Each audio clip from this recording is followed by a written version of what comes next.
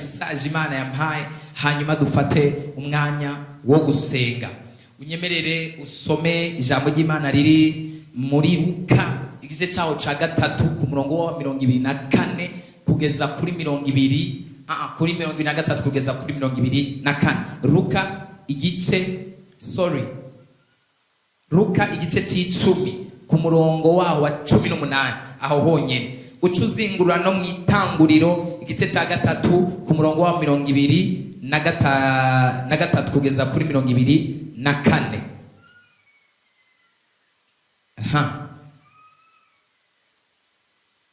Dusome mu izina ry'Umwami wacu Yesu Kristo. Amen.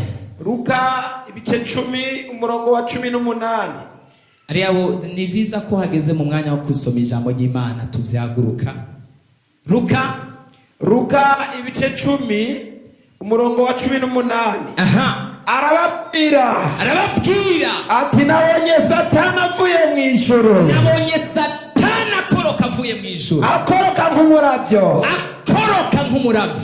Bahaye ububasha bwo gukandagira inzoka na sikorupiyo, bwo guhonyora inzoka na sikorupiyo, bwo kunesha ubushobozi bwa wa mwasi bwose, kandi nta kintu na kimwe kizogira ico kibagira na gatoya. Amen. Ijambo nashaka hanini hari ngaho kuri 18 gusavuga ngo nabonye Satani akorokera mu isi nk'umuravyo. Soma mu Itanguriro naho igice cya gatatu ku murongo wa 23 kushika kuri 24. 3:23 Itanguriro. Ego. Haravuga ngo nico cyatumye Uhoraho Imana mukura muri getongo ryo muri Edeni. Nico cyatumye Uhoraho akura uyo muntu muri iryo tongo ryitwa Edeni. Waje kurima ivu yakuwemwo. Nuko yirukana uwo muntu. Kandi mu ruhande ruhera iburasirazuba rw'iryo tongo ryo muri Edeni. Geza ngaho ntaco dukomera Imana amashi menshi cyane. Uze kuzingurura no muri Matayo mu vyagire nta kibazo. Uze kuzingurura no muri Matayo igice cyaho ca 12 ku murongo wa 40. Ndaza kukubwira uhasome mu nyuma. Imana idufashe cyane gose. Haleluya. Turacari kumwe. Ijambo ry'Imana uyu mwanya ngomba ko tuganira ni ijambo ry'Imana rivuga ngo urubanza, amaraso ya Yesu Kristo, urubanza rutuvugira kandi rutsinda ubushobozi bwo mwijima mu izina rya Yesu. Bwira mwiza ati amaraso ya Yesu Kristo. Kumbure shobora kutaronka umwanya munini ya cyane wo gusigura ku maraso ya Yesu Kristo, ariko ndagerageza kuvuga ku ncamake. Kuba uyu munsi ushobora kuba wumva ubwiza bw'Imana buriko buratemba muri wewe, ni kubera amaraso ya Yesu Kristo.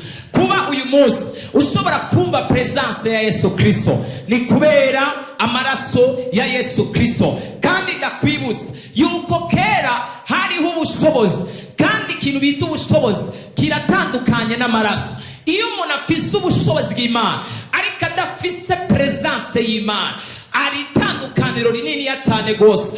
Ikibanza cyose uzinjiramwo ukumva nta presence y'Imana kirimwo, aho hantu haba hari ikintu runaka gikenye. Ariko ahantu hose winjiye ukumva ukubaho kw'Imana, ukumva presence y'Imana, ukumva ubwiza bw'Imana, ukumva ikindi kirere c'imvura ya Mpwemu Yera, aho hantu haba hari ikindi kirindiro abamarayika b'ijuru bahashinze. Imana idufashe cyane gose.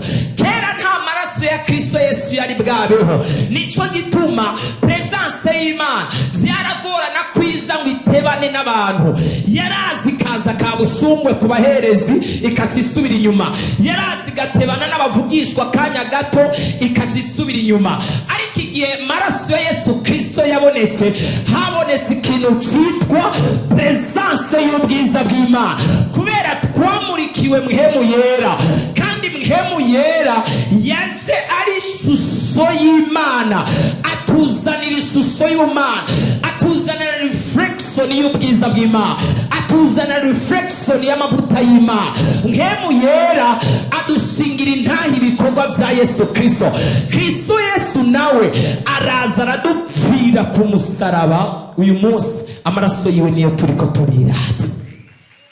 Hariyo benshi ngaha iyo ataza kuba amaraso ya Yesu Kristo bo barabamaraya bateye ubwoba. Hariyo benshi ngaha iyo ataza kuba amaraso ya Yesu Kristo bo barabasambanyi bateye ubwoba. Hariyo benshi ngaha iyo ataza kuba amaraso ya Yesu Kristo bo barabasuma karuhariwe. Hariyo benshi ngaha iyo ataza kuba amaraso ya Yesu Kristo bataza ahantu bari bageze bo babageze uyu munsi. Ariko kubw'amaraso ya Yesu Kristo yabasanze kure mu vyaha, yabasanze mu mwanda w'ibyaha, yabasanze mu mwanda wo kwihebura, yabasanze mu mwanda wo kuboregwa, yabasanze mu mwanda wo kwiheba, yabasanze mu mwanda w'ibyaha by'ubusambanyi. Amaraso ya Yesu Kristo araboza ya myanda yose. Ubu bitwa abana b'Imana, ubu bitwa abakozi b'Imana, ubu bitwa baraganwa na Kristo Yesu. Ubu buzuye ubwiza bw'Imana. Si nico gusa, amaraso ya Yesu Kristo yababereye ikidodo kibahesha visa na nationalite yo kwinjira mu bwami bwo mw'ijoro. Turashimiye Yesu ko yatwemereye kudupfira. Amaraso yiwe agasanzwa ku musaraba igorogota. Tumukomera amashyi menshi cyane. Amaraso ya Yesu yahaye agaciro igitsina gore kandi kitagira. Kera nta mugore yahagarara ku gicaniro, kera nta mugore yigera yinjira hera, ntibishoboka. Baguma hariya, nta n'abaharurwa. Kuririmbira Imana niho waba ubyemerewe, gukorera Imana niho waba ubyemerewe. Nta gikorwa na kimwe, ibikorwa byose byakora igitsina gabo gusa kandi byaharurwa ku gitsina gabo gusa. N'imiryango imba hari abakobwa 10,000 n'abagabo n'igitsina gabo 1000, bavuga ngo aho hantu hari abantu 1000 kandi hari ikindi gitigiriza 10,000 basize batigeze baharura. Ariko aya maraso ya Yesu Kristo amaze kuza acabahesha agaciro n'isezerano rishasha. Uyu munsi harimo abaririmbyi, uyu munsi harimo abavuga butumwa, uyu munsi harimo abasenzi, uyu munsi haleluya. Abagore n'abakobwa Yesu mwari mukwiye kumusororera mukamugurira ifani, ariko niyo mwari mukwiye kumusororera kwera. Haleluya. Uraho niwe yarimvye ngo nukuremereye ngo numva no guheka. Imana idufashe cyane gose. Ariko mukomera amashyi mushimira amasegonda makeya yagize neza. Kandi si ibyo byonyine, n'abagabo hari ahantu batari kugera, hari ibintu batari gushobora. Kwirirwa twiruka inyuma y'ibimazi n'ibitambo by'inyoni, kwirirwa twiruka inyuma y'intama, kwirirwa. Kandi narababwiye ngo wategerezwa gutanga ikimazi kitari kwa gasembwa. Nimba wahiza inyoni ukayikomeretsa, iyo ntiyaba yemewe gutangwa. Nimba wahiza akantu kakagira gasembwa gatoya, ntibyaba byemewe kuyitanga. Byasaba kutanga ikintu gisa neza kidafise agasembwa na kamwe. Ariko Yesu Kristo ibyo bimazi byose abifuta mu kanya gatoya, abifutisha amaraso yiwe, abifutisha ubwiza bwiwe. Amaraso yiwe wagize neza Yesu we. Uyu munsi kiremwa muntu coba kibayeho gute? Uyu munsi agakiza ko bagafise iyihe shusho? Kuba uyu munsi wegera ku gicaniro ugasaba imbabazi Imana, wari wagendeye kure. Hari abantu bakora ibyaha akumva nta buzima afise, akumva nta bugingo afise muri we, akaca yegera ku gicaniro. Mana mbabarira ndihanye, raba nacumuye, raba nageze kure y'ubwiza bwawe. Wari wumva mu mutima wasibye, wari wumva wagiye kure. Kubera amaraso ya Yesu ukaca wumva ubwiza bw'Imana, ukaca wumva umunezero, ukaca wumva ikindi kirere, ukaca wumva yandi mahoro. Ariko aya maraso tuyakomera amashyi menshi cyane. Haleluya, haleluya. Kuba uyu munsi umeze uko, hariho umugabo yemeye atanga ubuzima bwiwe, harambara ubusa ku bwawe, haramaramara ku bwawe, yari umusore w'imyaka 33, yari akeneye kunezererwa nk'abandi, yari akeneye kubaho ubuzima bwiza. Kandi Bibiliya irambwira ngo yambaye akamere k'umuntu, yambaye umubiri w'umuntu, yari afise umubiri ubabara, yari afise ibigumbagumba n'ikimenyimenyi. Hari ahantu yagiye ku musozi ariko araraba mwishurirwa amageragezwa n'ingorane aza guhura nazo. Havuga ngo Mana, bino bintu birandemereye, mbabarira kino gikombe kindengane. Havuga ngo umutima urakunze gukora iki gikorwa, ariko haleluya mpemu yera, ariko umutima uremera, umubiri we wananiwe. Yibuka amasezerano yagize mu ijuru, yibuka ko mu ijuru habaye agacerere hafi k'igice cy'isaha, atamuntu n'umwe ariko aravuga, bose bacecetse. Abakuru 24, abatama 24 mu ijuru bicaye ku ntebe. Sinzi nimba bari bashize ukuguru ku kundi, sinzi nimba bari ko bararaba hasi, sinzi pozisiyo bari barimwo, ariko ikintu kimwe bari batinye kumena icyo gitabo kubera cyari icy'umubabaro. Abakuru 24 baratinya, abakerubi baratinya, abaserafi baratinya, ibinyabugingo biratinya, ba Mikayeli baja ku ruhande, ba Gabriyeli, ba Iriyose n'abandi bose baba mu ijuru, bose baratinya. Abamarayika ndwi batwara mu ijuru hafi y'Imana bakomeye baratinya, abamarayika basanzwe baratinya, ariko uyu mwana w'Imana aravuga ngo nimubarije we mutima, warakoze Yesu we. Komera Imana amashyi menshi cyane.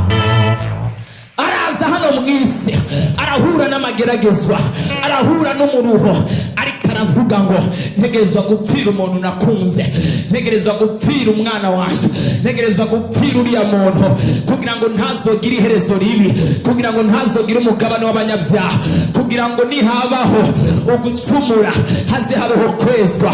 Imana idufashe cyane gose. Twasomye ijambo ry'Imana riri mu Itanguriro, birambwira ngo nuko Adamu na Eva bamaze gukora icyaha, Bibiliya yambwiye ngo Imana yo mu ijuru ikibasohora muri rya tongo. Binjijwe mu itongo ku buntu, binjijwe mu itongo ataco batanze, itongo ataco bari babuzemwo, itongo ryo kuganza Imana yari yabahaye rya Edeni, ariko baca barikoreramo ivyo batategereza gukora. Imana yo mu ijuru icera basohora, imaze kubasohora iravuga ngo bagende kuruha no kuvunika. Ndasengera umuntu wese ari ngaha, Imana yagiriye ubuntu ikamushyira muri pozisiyo y'umugisha mu muryango, Imana yagiriye ubuntu ikamuhereza urugo, Imana yagiriye ubuntu ikamuhereza umugabo, Imana yagiriye ubuntu ikamuhereza agakiza, ariko kaba hariho ahantu yasubiye inyuma. Imana ikurungikira amaraso yongera kweze agusubize mu buntu bwayo mu izina rya Yesu. Nimba hari ikibanza icyo ari cyo cyose Satani yagusohoyemo cy'umugisha, uyu munsi utegerezwa kugisubiramo mu izina rya Yesu. Nimba hari amahoro yawe uyu munsi Satani yakwambuye, ugenda nta mahoro afise, uzobura ibintu byose ariko ntuze wigera ubura amahoro. Iyo ubuze amahoro igitanda ntigikukwira, kirakwagira kandi ari kininiya. Iyo ubuze amahoro ibyo kurya ntibimanuka, iyo ubuze amahoro parufe ntikumotera neza, iyo ubuze amahoro nta mpuzu nziza ubona, iyo ubuze amahoro gutwara imodoka ntibikunezera, iyo ubuze amahoro ibintu byose birabiha, iyo ubuze amahoro ibyo abandi bavuga ngo abakobwa beza, abagore beza, abagabo beza, ibyo nusubira kubibona. Iyo urugo rutarimo amahoro ubwiza bwose burahera, igikundiro kirahera, amakeya yose arakama, serishushu zirahera, kubona umuntu ngo ibigumbagumba bize birahera. Ariko Imana itanze amahoro, urukundo ruraza, umunezero ukaza. Yesu nadufashe cyane, haleluya. Imana ikuzuza amahoro. Umuntu wese Satani yasohoye amahoro mu rugo rwiwe, uyu munsi Imana isubizemo amahoro. Umuntu wese Satani yasohoye amahoro mu mutima wiwe, uyu munsi Imana isubizemo amahoro umutima wawe. Ariko Imana yanze abantu bari ngaha. Umuntu wese Satani urugo rutarimwo amahoro, umwe araja mu cyumba, undi akaja mu cyumba, undi akaja mu cyumba, umwe akavyuka agenda, undi akavyuka agenda, urukundo rugakanya, rugahera, rukayonga. Imhemu yose yateranyirije abantu mu ngo, amahoro n'urukundo bigakama. Uyu munsi turayikankamira. Irekure ubuzima bw'abana b'Imana, irekure ubuzima bw'abana b'Imana, irekure ubuzima bw'abana b'Imana. Nimba wizera tera haleluya. Imana idufashe cyane gose. Haleluya, haleluya. Iyo ahantu hari urukundo haba amahoro. Bimwe mu vyamwa vy'urukundo harimo amahoro, harimo umunezero, harimo kwiyorosha no guca bugufi. Iyo umuntu mukunda, ikintu akubwira cyose ntabwo akugora, naho iyo bakubwiye ikintu kikugora, kubera yuko umukunda wumva umenga nta bintu akugoje, kubera hari urukundo. Kandi aho urukundo rubaye habaho n'amahoro, habaho no kwigorera umuntu, habaho no kwigorera umuntu. Imana yo mw'ijuru ishyira urukundo n'amahoro aho rwatwawe. Komo n'abantu Imana igiye kugarura ibintu byari byaranyazwe mu izina rya Yesu. Haleluya, haleluya. Mpagaze hano ku gicaniro nk'intumwa mu gishingo cy'Imana, ndavugishijwe mu buzima bwawe. Imhemu yose iva ku barozi, imhemu yose iva ku bapfumu, imhemu yose iva mu miryango, imhemu ziyiva n'iyo utaziyiva, yakuye amahoro mu muryango, yakuye amahoro mu buzima bwawe. Irekure, isohoke izina. Komera Imana amashyi menshi cyane. Haleluya, haleluya. Ndavugishijwe amahoro masasa mu nzu yawe mu izina rya Yesu. Ndavugishijwe amahoro masasa ku mugabo wawe mu izina rya Yesu. Ndavugishijwe amahoro masasa ku bana bawe mu izina rya Yesu. Ndavugishije amahoro masasa yo mu mutima mu izina rya Yesu. Umutima wari kuragenda wumva uri mu bugaragwa, usubire kumva ibihe byiza by'ubuntu n'imbabazi n'amahoro bivuye ku Mana. Tera haleluya. Abumijwe n'ubugaragwa bw'ibyaha, abumijwe n'ubugaragwa bw'amajambo, abumijwe n'ubugaragwa bw'ibihe, abumijwe n'ubugaragwa bw'intege nke, amaraso ya Yesu abacorore, amaraso ya Yesu abenze, amaraso ya Yesu atembe. Amaraso ya Yesu ni ikimenyetso kibatsinda. Imana ihagurutse ingabo zishinzwe amahoro mu ijuru, zitemesha amahoro mu buzima bwawe. Abizera bari hehe batere haleluya. Yesu adufashe cyane gose. When you lose a peace of heart, you cannot get a sleep. Iyo uza amahoro y'umutima, itiro rirahera. Yesu nadufashe cyane. Amahoro y'umutima azanana n'agahinda. Amahoro y'umutima, kubura amahoro y'umutima bizana n'agahinda. Kubura amahoro mu mutima bizana no kwiheba. Kubura amahoro mu mutima bizana no gutakaza ibyizigiro. Kubura amahoro mu mutima bizana no kutabona imbere. Kubura amahoro mu mutima bizana no gucika intege. Be discouraged in the name of Jesus. Devil will not touch your heart. Satani ntazokora ku mutima wawe, Satani ntazokora ku buzima bwawe mu izina rya Yesu Kristo Umunyanazareti. Imana iravuga ngo harakenewe ikintu gikorwa kugira ngo bano bantu bavuye muri Edeni basubire guhabwa imbabazi. Uyu munsi ijuru rigira icyo gikoze ku buzima bwawe kugira ngo amaraso yawe, amaraso ya Kristo Yesu agutsindanishirize mu izina rya Yesu. Amaraso ya Data agutsindanishirize mu izina rya Yesu. Haba inama ikomeye Adamu yakuweyo mu itongo rya Edeni n'amakosa yakoze, ariko twasubije kubera ko connection n'Imana n'abantu yihuse yari yaracitse. Ni kuvuga ijuru n'isi ntago byari bigikominikana byoroshe, ariko Yesu amaze kuza gutanga amaraso atadushingira mantene masasa akominikana n'ijuru, atadushingira imihora misasa idukominikana n'ijuru. nijoro mpemu yera naravuga ngo aha nanje ntegerezwa kuhagera. mpemu yera atarahashika, Yesu atadusubiza kuduhuza nijoro. ubu ntago turi twenyene tugendana n'ingabo z'ijoro, ubu ntago turi twenyene, dufise amaraso yeza agatunganya akabohora agatabara agahagarika imigabo n'imigambi y'abadayimoni. Imana irekura amaraso y'umwana w'intama Kristo Yesu yongere gutemba mu buzima bwawe Yesu. Haleluya, haleluya. hagira umuntu avuga amaraso ya Yesu, blood of Jesus. ijambo ry'Imana ryatubwiye nabonye Satani akoroka nk'umuravyo.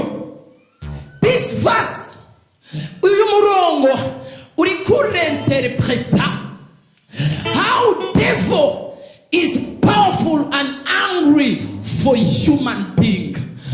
uri kurasigura ukuntu Satani ukuntu yazanye ubukomezi n'ishavu n'urwango ku kiremwa muntu. nabonye Satani akoroka nk'umuravyo, akoroka nk'umuravyo. It is explaining how fast ukuntu yaje yihuta kugira ngo aje gusambura. kandi birika tugira ngo nta kindi cyamuzanye atari ukwica no guhonya no gutikiza. Imana idufashe cyane gose. muri Luka nawe akatubwira ngo nabonye Satani akoroka nk'umuravyo kandi nta kindi kimuzanye no kwica no guhonya no gutikiza. Imana idufashe cyane gose. Haleluya, haleluya, haleluya. ariko amaraso Yesu Kristo nayo akatubera inkizo. ijambo ry'Imana rikaca ritubwira ngo mwambare ibigwanishwa byose, mushireho inkizo y'amaraso ya Yesu, mwambare ingofero y'agakiza, mwambare ibirato by'ubutumwa bwiza, mutware ibigwanishwa by'ubutumwa bwiza. Put on the whole armors of God. mwambare ibigwanishwa byose umwami Yesu atanga kugira ngo mushobore guhagarara mudasinzwe na bwa bugunge bwa mubi. That means whoever who is going to win this battle, y'ubushobozi bwo mwijima, umuntu wese agiye gutsinda muri iyi ntambara yo mu isi y'umwijima. abadayimoni, abarozi, abapfumu n'abakonikoni bariko barateza mu kiremwa muntu ku isi yose, n'umuntu wenyene yamaze kwambara umwambaro w'amaraso ya Yesu, yamaze kwezwa n'amaraso ya Yesu, yamaze gutunganywa n'amaraso ya Yesu. umuntu yinyegeje mu maraso ya Yesu, umuntu yasizeho ibigwanishwa by'imihemo. kuko abo tugwana n'abatari abagabo b'inyama n'amaraso, ariko ari abakuru n'abaganzi isi y'umwijima n'imihemo bizahano ho mu kirere. ntabwo tuzigwanisha amajambo, tuzigwanisha amasengesho. ntabwo tuzigwanisha inkoni n'imbugita, tuzigwanisha imbaraga n'amasengesho. iyo turiko turasenga mu isi y'imhemo, abadayimoni amasengesho yacu Imana irayamplifya, akagenda asatagura n'inkuba mu nzu z'abarozi. ibyo bari barabose, iminyororo igatangura gukoragurika, iminyororo igatangura gucikagurika.